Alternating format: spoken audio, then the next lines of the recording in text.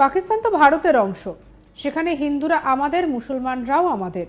31শে December 2014 পরে যারা এসেছেন তারা এ দেশেরই। শরণার্থীদের পকেটমার এসব মন্তব্য করা উচিত না। অনুপ্রবেশকারী আর শরণার্থীরা কখনো এক নয়। অনুপ্রবেশকারীরা অসৎ উপায়ে আসেন, যারা শরণার্থী ধার্মিক প্রতারণায় এসেছেন তাদের কোনো তুলনা হয় না। সিএ থেকে কারণ নাগরিকত্ব যাবে না, শরণার্থীরা নাগরিকত্ব পাবেন। এনআরসির জবাব পরে দেব। সিএ নিয়ে সাফ কথা জানিয়ে দিলেন অমিত শাহ। নির্বাচনের আগে কার্যকর হয়েছে সিএ, আখেরে লাভ কি বিজেপির? বিজেপি ভোট ব্যাংকের জন্য নির্বাচনের আগে সিএ কার্যকর করে বলে দাবি করেছিলেন কংগ্রেস নেতা রাহুল গান্ধীও।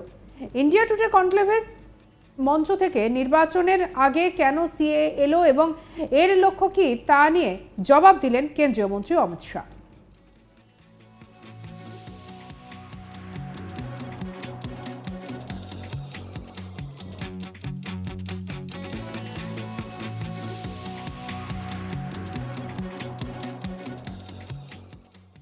দু 2019-এ আইন পাশ হয়, বারবার বলেছি এই আইন হবেই হবে।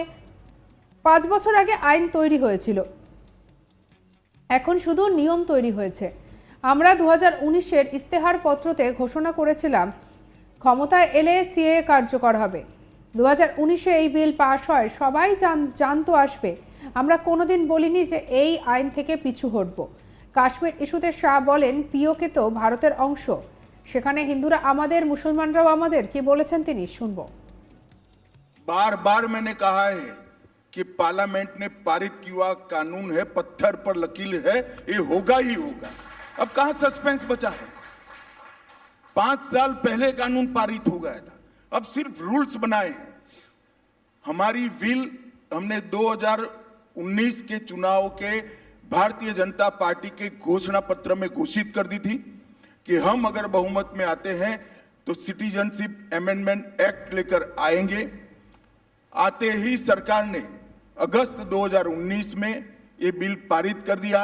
राज्यसभा में भी पारित हुआ, लोकसभा में भी पारित हुआ। कहां कंफ्यूजन था? कंफ्यूजन ही नहीं था। टाइमिंग का क्वेश्चन डज नॉट अराइज। सवाल इतना है कि इस पर मर डालने के लिए टाइमिंग का क्वेश्चन खड़ा किया जा रहा है। सबको मालूम था कि आने वाला है, और मैंने कभी नहीं कहा कि इस मामले पर हम पीछे हटेंगे। मैंने हर बार कहा ये पत्थर पर लकीर है और ये होकर रहेगा। सर, संविधान में लिखा है कि देश का कानून किसी भी एक धर्म के खिलाफ कोई डिस्क्रिमिनेशन नहीं करेगा, भेदभाव नहीं करेगा। सवाल ये पूछा जा रहा है कि अगर क्रिश्चियंस आ सकते हैं, पारसी आ सकते हैं, एक सेकंड हिंदू आ सकते हैं, राहुल, सिख आ सकते ये आपका अपना सवाल है या विपक्ष के लोगों का है? स्पष्ट करो। दोनों का। तो मुस्लिम पर्सनल लॉ क्या है?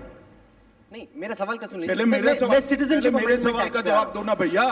मुस्लिम पर्सनल लॉ क्या है? आप नहीं समर्थन करते हो? मैं तो यूसीसी का समर्थक हूं, एकदम यूसीसी होना चाहिए। तो ओवैसी को भी पूछो।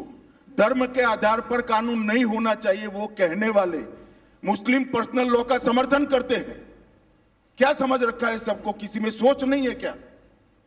मैं बताता हूं क्यों इसमें 5 ही धर्मों को लिया गया है। एक कटु वास्तविकता है, होना नहीं चाहिए था। हमारी पार्टी तो उस वक्त थी ही नहीं। अगर होती निर्णायक स्थिति में तो हम कभी इस देश का बंटवारा नहीं करते। इस देश का बंटवारा नहीं होना चाहिए। परंतु दुर्भाग्य की बात है कि इस देश का बंटवारा हुआ, धर्म के आधार पर हुआ। और जब बंटवारा की घोषणा की गई, हजारों दोनों ओर से लोग वहां से यहां से वहां गए। ट्रेन की ट्रेनें कटी हुई आई, महिलाओं के साथ अत्याचार हुए, छोटी छोटी बच्चियों के साथ अत्याचार हुए। उस वक्त हमारे सारे नेता देश के, महात्मा गांधी, जवाहरलाल नेहरू, राजेंद्र प्रसाद, सरदार पटेल, मौलाना आजाद, सब ने कहा कि भाई जहां है वहां रह जाइए। अगर आपको बाद में भारत में आना है तो आपका स्वागत है, हम आपको नागरिकता देंगे। वो कहने का उद्देश्य था कि उस वक्त आपाधापी में आने से लोगों की जान न चली जाए। थोड़ा स्थिरता आने के बाद आई है। स्थिरता आने के बाद क्या हुआ मैं बताता हूं। पाकिस्तान में आजादी के वक्त 23% हिंदू थे, 23%। आज 2.7% है। कहां गए भाई? धन परिवर्तन 23 से 2.7 कहां गए? धर्म परिवर्तन हो गया, बेशुमार अत्याचार हुए। महिलाओं के साथ बलात्कार हुए, बच्चियों को उठा ले गया, बालिग बच्चियों के साथ निकाह पढ़ लिया गया। वो कहां जाए? वो भारत की शरण में आए। बांग्लादेश में लगभग 23% हिंदू थे, आज 10% से कम बचे हैं। कहां गए? या तो भारत की शरण में आए, या तो उनका धर्म परिवर्तन हो गया, अपना सम्मान, अपनी मान्यता खोकर आज जी रहे हैं। और 2 लाख से ज्यादा 1990 में सिख और हिंदू अफगानिस्तान में थे, आज 378 है। कहां गए? और वो लोग अपना धर्म, अपना सम्मान, अपने परिवार की महिलाओं की इज्जत बचाने के लिए भारत की शरण में आए हैं और ये कहते हैं हम इनको नागरिकता न दें। क्यों न दें? इनका अधिकार है। उनका अधिकार जितना मेरा और आपका है उतना ही अधिकार इस शरणार्थियों का है और वो देना चाहिए। सर, जब पिछली बार आपका इंटरव्यू हुआ था एजेंडा आज तक और कॉन्क्लेव के मंच पे, आपने कहा था कि जो हिंदू हैं, जो पीड़ित हैं, बांग्लादेश में हो या पाकिस्तान में, अफगान, कहाँ जाएं, यही देश है, यहीं पे आएंगे।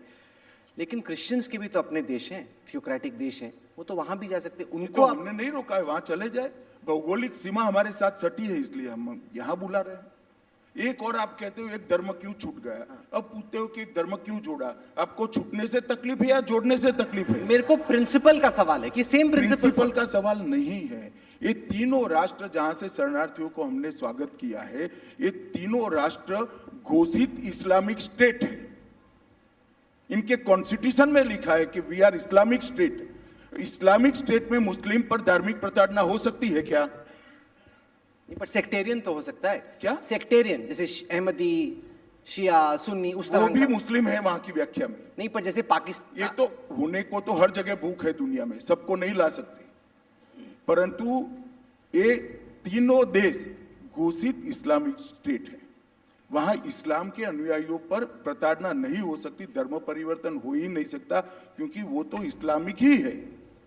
बाकी सारे धर्म जो वहां विद्यमान थे, सारों को शरण देने का हमने फैसला किया है और उसमें कोई अनुचित नहीं है। 1950 से भारत का जो वादा था, वो वादे को कांग्रेस ने नहीं पूरा किया, भारतीय जनता पार्टी ने पूरा किया। ये अपीसमेंट की वोट बैंक की राजनीति के लिए इसका विरोध कर रहे हैं। नहीं, पर जैसे पाकिस्तान अधिकृत कश्मीर को हम लोग इंडिया मानते, अखंड भारत का हिस्सा मानते, वहां पे अगर किसी का उत्पीड़न हो रहा हो या फिर कोई बलोच हो जो कि वहीं की परिस्थितियों से परेशान है, उसका एक्सप्लॉयटेशन हो रहा भाई, पाक ऑक्यूपाई कश्मीर भारत का हिस्सा है, इसमें हिंदू मुसलमान का सवाल पैदा ही नहीं होता। वहां जो मुसलमान है वो भी हमारे हैं, वहां जो हिंदू है वो भी हमारे। ये बड़ी बात बोल रहे हैं आप। बड़ी बात। সঙ্গে রাখুন আজ তাক বাংলাকে অন্যান্য খবরের জন্য সাবস্ক্রাইব করে নিন।